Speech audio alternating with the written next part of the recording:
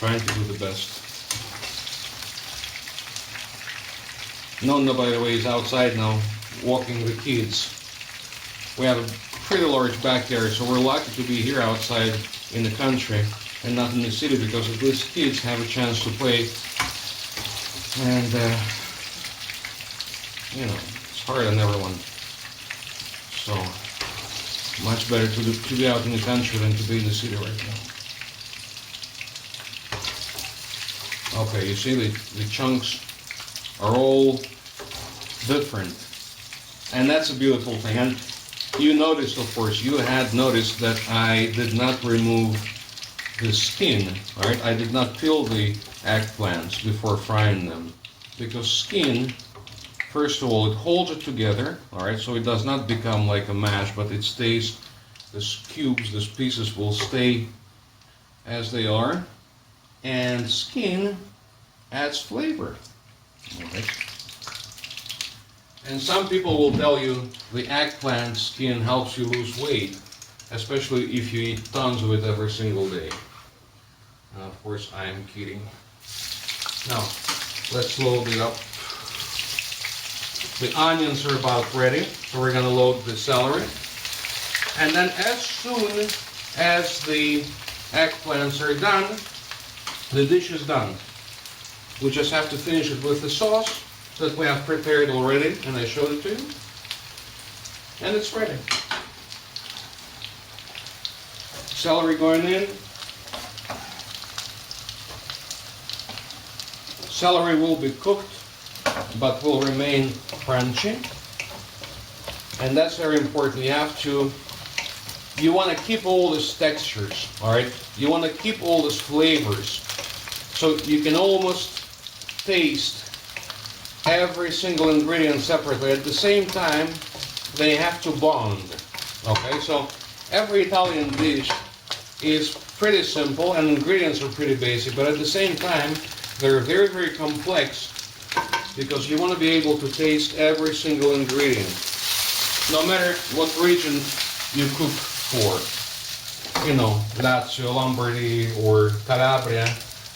And by the way, guys, when I say Italian cuisine, you know, there is no such thing.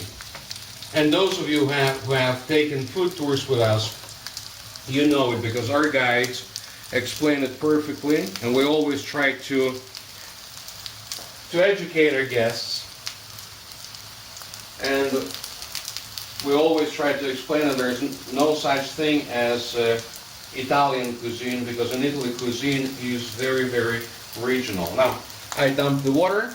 All right, now I'm going to rinse them. Some people rinse them 4 times, 5 times.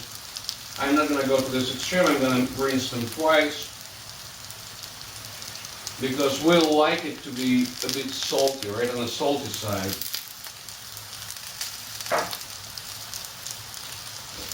Of course, now, this sauce is the traditional sauce from traditional family from Messina, okay? So vinegar, tomato paste, and sugar. If you have people in the family who don't like vinegar, you can replace it with lemon juice. If you have people who do not eat sugar or cannot eat sugar for various reasons, you can replace it with honey.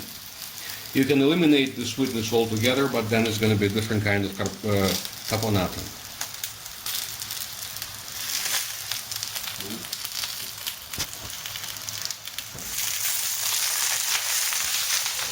Now, as you see, the eggplants, the second batch, had absorbed the oil almost completely. Now, excuse me, I'll take a piece down.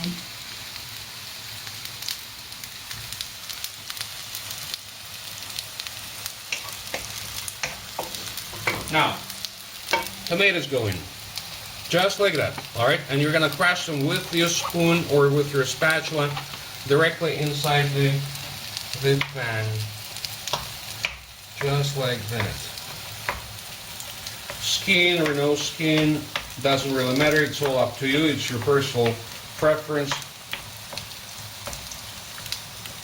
It's gonna be so good, it's gonna be so juicy that the skin will not make any difference at all, and it will not bother you at all. Now, caponata is the dish that you eat the next day, okay?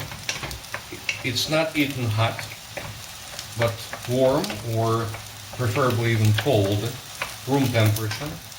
And you eat caponata the next day. You let it sit, you let it soak, you let it marinate almost, and all this, you know, the flavor exchange to occur.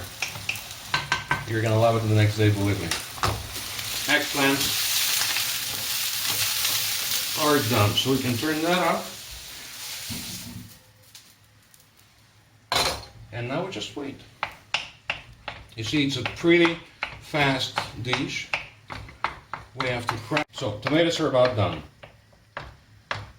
Tomatoes are about done. There's just one piece that's a bit harsh, but it's okay. So 2 more minutes. All right, just 2 more minutes, and this is going to be done. While the tomatoes are coming along, we can add capers, olives. You can cut them, you can leave them whole, doesn't matter. You know, if you want to make a bruschetta, bruschetta in Italy is anything that goes on top of your bread. Okay, it can be a piece of lemon. Anything that goes on your bread is bruschetta, and it's not bruschetta, it's bruschetta, and it doesn't have to be tomato, onion, garlic, and basil. So if you want to top your piece of toast with it, of course you cut the olives and you cut the eggplants a bit finer, a bit smaller. If you want to eat it as a side dish, you leave the big chunks. And olives, you can leave them whole. Pine nuts, of course, are small enough already, so. And now just wait. Okay, now we had to change the burner. Okay, I put it on a larger burner to make it cook a little bit faster. You see the tomatoes have released some of its water. We're gonna put a little bit of salt, just a little bit, as I told you. Capers and olives give some salt too. Now, in case I forgot to mention, caponata comes from a word capona. Capona is the name of the fish. Very, very expensive fish in Sicily. The rich folks would eat fish with the side dish. Poor folks had no money for the fish, so they would buy eggplants instead of fish. And that's where the name comes from. Now I'm going to add the eggplants. Eggplants are perfectly cooked. We drained some of the oil that they absorbed away. We're almost done. We're almost done. We just need to mix all of this thoroughly.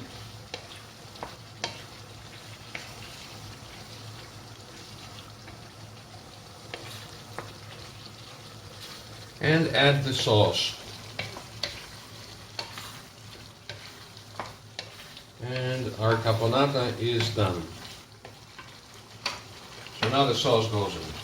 The sauce, I told you, is gonna bond all these flavors together.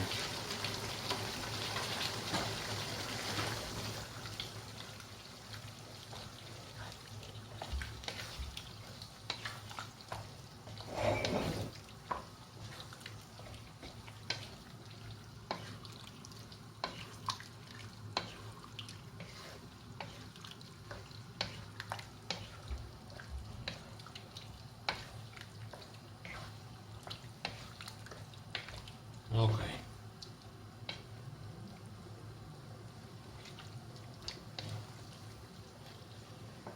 Bring it up to a boil. And it's done. 2 more minutes. You can turn it off. Cover it with lid. Let it cool.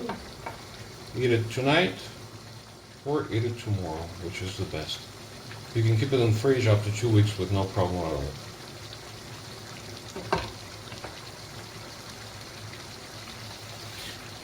And this is your caponata. Enjoy.